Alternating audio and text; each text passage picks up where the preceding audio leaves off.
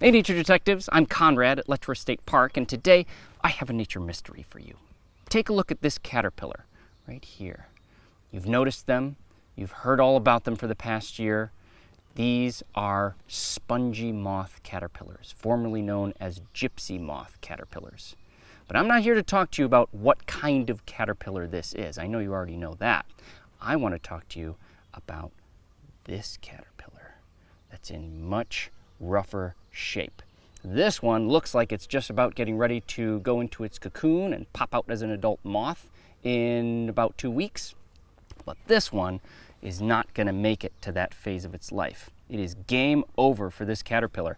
And look how it's hanging limply from the underside of a leaf that it was probably chewing on.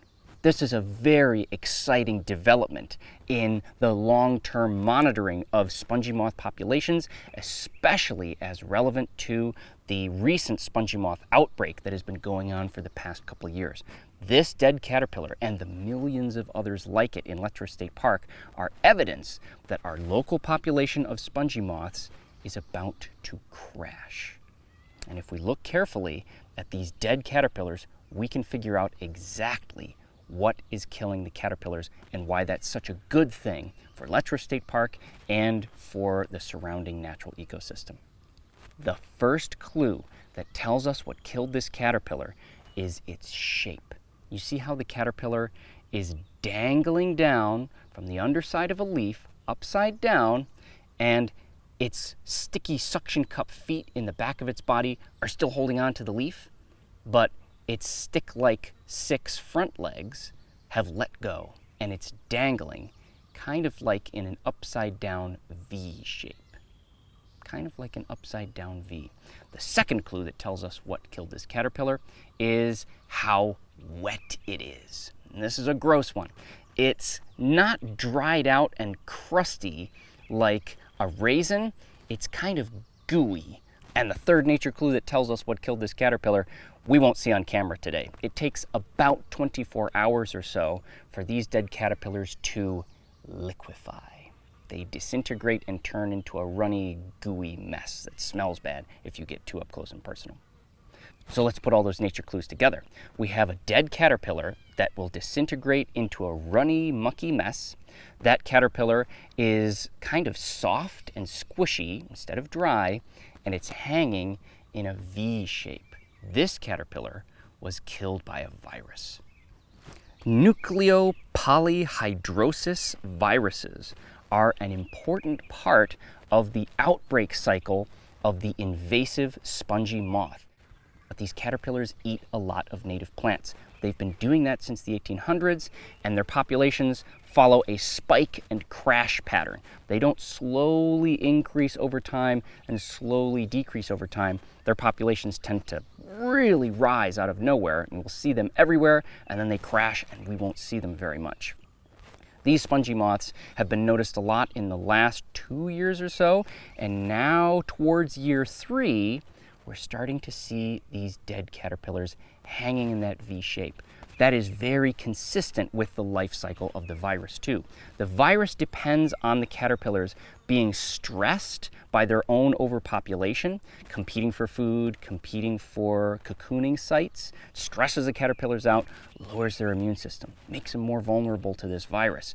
When they die, this virus leaves a gooey, wet corpse behind, gross, and it tends to hang, because their front legs release before their suction cup legs, it tends to hang in a V shape. V for virus. How handy is that? But these viruses aren't the only things that are killing spongy moths as their population peaks here in the Genesee Valley. There is a fungus as well that targets spongy moths and does very well at all times when spongy moths are around, but especially when their populations are high, especially when it's been a wet year. And we've had some good rains, especially this June. The particular fungus that our invasive species biologists with New York State Parks think is responsible is Entomophaga maymega. It is an entomopathogenic fungus that will infect insects, not people.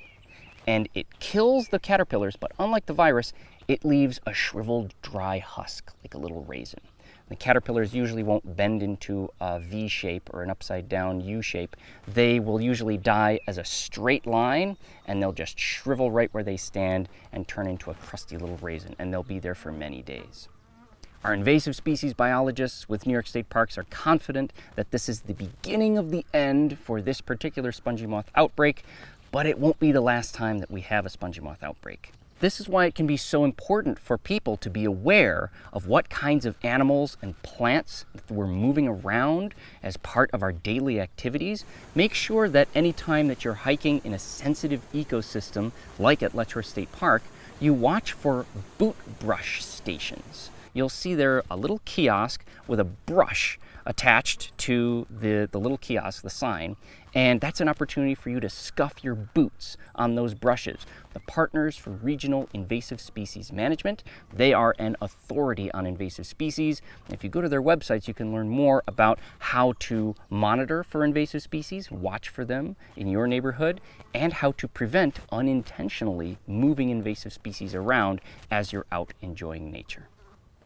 Well, thank you so much for joining me for today's exciting nature mystery. If you have any questions about spongy moths or the viruses and fungi that infect them, please put a comment in the comment section below the video. Share this video with your friends to put their nature detective skills to the test. And as always, follow Letchworth State Park's Facebook page, follow us on Instagram, and subscribe to us on YouTube to stay tuned for more nature mysteries.